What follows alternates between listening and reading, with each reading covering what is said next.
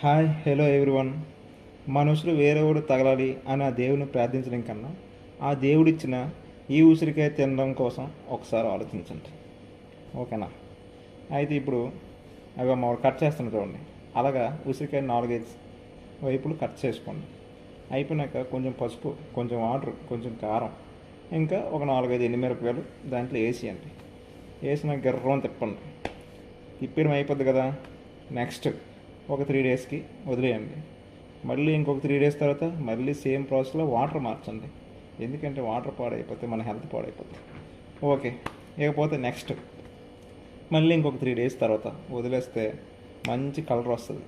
అప్పుడు అలాగా ఆ దేవుడిని ఇచ్చినట్టు అలాగా తీర్థం తీసుకుని ఒక్కసారి అలాగా ఒక్క ఊపు ఊపండి. ఆ తీర్థంలో ఉండే స్పెషాలిటీయే వేరు. ఓకేనా?